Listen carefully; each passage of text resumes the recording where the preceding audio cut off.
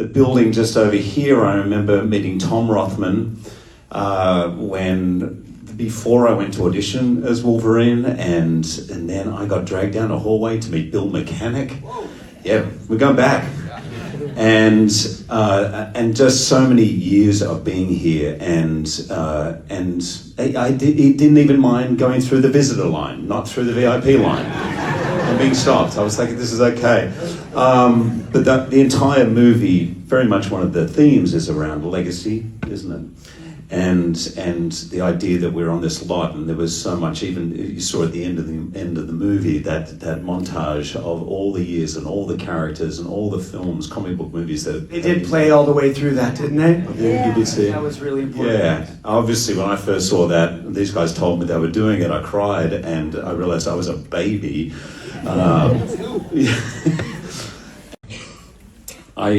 We really got together as we went around the world. Not only while we were filming it, we took a photo of the three of us.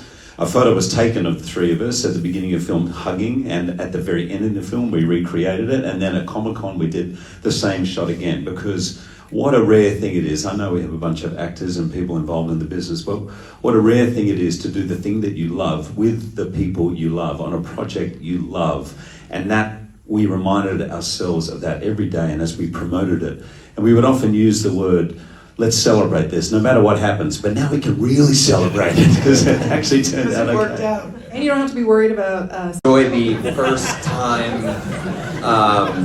Bob Iger watched the movie with Alan Bergman. I don't think I've been that nervous for anyone to see the movie. And it was just great to watch them sort of like, it wasn't that they overtly enjoyed it as much as they observed something interesting for the company. They internalized what we did, but they were always, without fail, supportive, much to our surprise. I mean, from our earliest drafts where we were just grinding on this script and really trying to come into this a little bit like the good kids in class. Like I felt like we had a lot to prove. I felt like I had a lot to prove to Marvel and to Disney, but also to just people who have loved and embraced this character. And we came in with a absolutely, I thought, a top-notch script that just felt completely baked and complete. And we made the movie responsibly, and we finished on time, on budget. I think we had a day and a half of reshoots, which is really, for any movie, is amazing, but let alone something in the MCU, is incredible. And they really invested in us. They gave us a lot of control, and I think we mix up the control is trust. They trusted us, and we gave them our word. I mean, I remember early on, Sean and I said, we will land the plane, and this is not going to cause any collateral damage. And I remember there was one line in the movie at the end, and that was just Bob Iger had one line, he wanted one line out of the movie. And my brain, of course, just heard, suddenly it turned into my favorite line.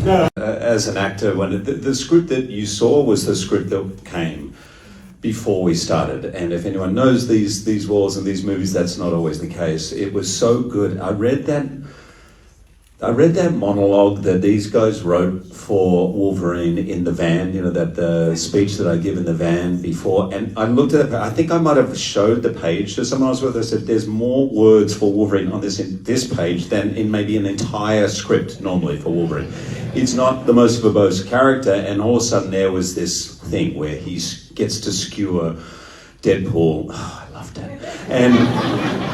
But it really was just a beautiful piece of writing, and what you saw in the script is word for word what was written for me, because it was just so good. These guys, people think, oh, well, that's Ryan being funny. He's funny, and the movie's funny. Sean does comedies. You guys know how hard it is to do comedy, but to do a comedy that has heart, that actually has themes, that makes you feel things, to thread that needle with action is, and I've done this type of thing a lot. I've just never been around producers, writers, directors, actors so in charge, so confident, knowing, and so dedicated. The care that you had for Wolverine. I'm not even answering your question yet, but sorry. But it was beautiful, and I think that's really was the secret sauce here. And so I loved watching. I've worked with Ryan as an actor. We're very close friends. I've worked with Sean, but to watch the two of them do what they do as actors and directors, but as writers and producers,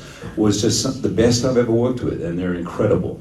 And if I could highlight one thing, first of all, I think the scene that you have with Jon Favreau is so good, because it's so much of Deadpool. When I first was on this lot, actually, I first put the suit on and we played around with the camera and that sort of thing. I did. It is clown work, and it's true. I mean, microfacial expressions are important, right? I mean, when you're emoting. So I don't have those with a mask, so I have to use my voice to create those little things. And then physicality is so important. I learned so much from the Every Frame a Painting kind of series where you're watching, Buster Keaton, and you're seeing the art of the gag, and you're seeing how a static camera, how comedy can be told, the story of comedy can be told so much more beautifully in a static image when, in this modern day and age, we want everything to move quickly and fast and zooms and pulls back. So much of it you have to have a bit of a bravado to go in and go, it's okay to hold steady here and make this happen, but none of it works without the backbone of the emotion. I mean, it's that thing that works in comedies is always that thing that works in comedies is always because, and what makes them memorable. And I always think of movies that we love as a feeling as much as a story, or a place we go to where we feel safe and we feel seen, or we feel like it's just something in us, sort of it resonates in a certain way. And it's always because the movie is oscillating from comedy to drama, particularly in these types of movies that I think work. And you have to have both in spades. Otherwise, you have trouble usurping expectation and subverting it, because if you're just gag, you're not going to care. And if it's just all dramatic and we're not given that release of tension, it's also going to be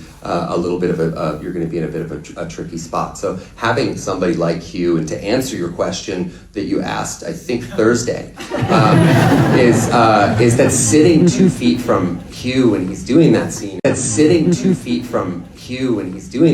in the van was one of the best things I've ever seen in my life, because this guy that I've known for 17 years evaporates, and there's no part of my brain, the cognizant part or the primal part, that isn't positive that this man is going to stab me in the face any second. I mean, I didn't know veins had veins in a forehead. And it's just remarkable to me that the how you camouflaged this inner sociopath so well, because nothing about that felt fictional. And to me, I'm glad I'm wearing a mask, because my face just goes, oh fuck, the whole time. But to watch that close up like that, and there's even a little stage direction in there that says, right at the end of the speech, you have me just, right before it says, huh, mouth, you got nothing to say. There's this little stage direction that says, a flicker, possibly a flicker of regret, moves across his pupils, but is gone before you realize it.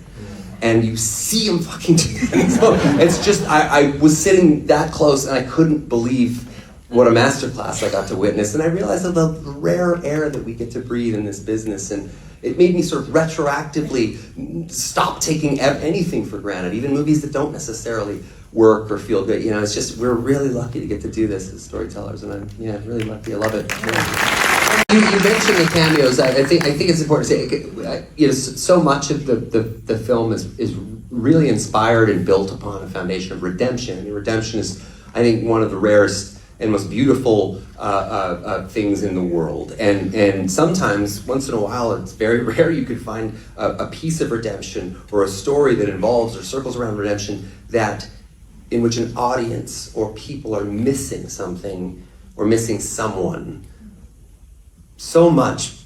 And then this is where it gets, I think, particularly special, but they don't realize they're missing that person so much. So for me, one of the best moments of my life was watching Wesley Snipes break the plane in one shot and step into frame and have that moment which always kind of blew me away that he wasn't offered an opportunity with that character to close it out, or or at least have some kind of PS at the end of a legacy, because that Blade doesn't get the credit it deserves. I don't think there would be an X-Men universe if there wasn't a Blade. Thank you for bringing him back! In 1998, that Stephen Norrington movie was just something that was completely new to people, in that vein, rated R, all this, and that led to the X-Men, which led to the MCU, and that sort of whole sort of cinematic universe as we know it. So what Wesley did, what Stephen Norrington did, what everyone else on that movie did it can't be underestimated. And so the moment he crosses that, it's just for me is one of the best experiences I've ever had, sitting in Hall H with 6,000 people. Like, people were crying and screaming. There was a guy over there who was wailing, kind of like an exaltation with his arms. It was just and then seeing Wesley backstage and just the emotion on his face, and him having that moment where he said to Sean, I'm really glad that my kids were here to see that. I'm about to make a name for myself. And so I was sitting in that tent, just going like, I didn't want to take the suit off, thinking like, they're gone. Like, we're not getting any of them back. I mean, it was already just a Christmas miracle that we had, Chris Evans coming back as Johnny Storm. I mean, Jen is Elektra, she'd been training, and Wesley, like, oh my God, just all of this stuff. And I'd worked with Wesley on Blade 3 so many years ago, and it was a difficult movie to get made, or get done. But we had so much trust, and we built this really wonderful thing, and I just thought it was all gone. And then they all came back. Everyone was just, I don't know if this will actually be in the movie, but like, here, you could also do this. And he read it, and he kind of read it out loud, sort of on a Zoom with me. And I was like, oh shit, that's good. Oh, that sounds great. And I love that it makes Deadpool tell the truth. Like, he's Deadpool was telling the And truth in the whole fact, time. correct me if I'm wrong, Ryan, Chris said, okay, I'm in, but this scene at the end has to stay. Yeah. It was a condition. And then he came, and we're like, Murdered it. yeah, we were like, do you want cue cards? It's a lot of words, and it only works if you say it really fast. He's like, no, I'll be ready to go. Yeah. And it was 2 takes, and you saw the results.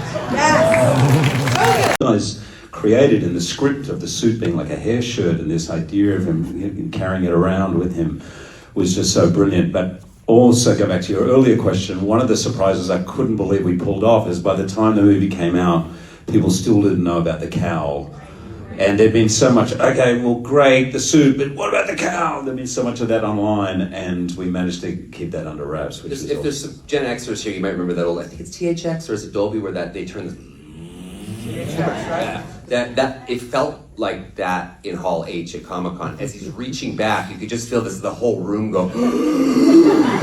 and it just starts, and then it's just like, I mean, it was like with that Oprah episode where everyone gets a call. It felt like everyone gets a cowl. Yeah, it was wild. We touched a little bit on kind of We wanted like a prayer, but we also wanted permission to then deconstruct it and reorchestrate it with a brand new arrangement, new choir, some, of varying styles of choir. And so that one was Ryan and I spent a couple hours at Madonna's, and we were terrified. Never seen two. I mean, we were tap more- dancing. I just with the supper, the hat in the hand. I was like, do I call you Madonna, or do I say? I've heard you say the Queen. Do they call you the Queen? And she Now, was like, those were your first she was words? like, M is fine, or Madonna, Yeah. or the Queen. And then ultimately we not only got her permission, but we got her input, and we re-recorded some of it because of an instinct that Madonna had. She's like, look, you can go with this, but I feel that if you changed this component, it's going to go next level. And the next day we did.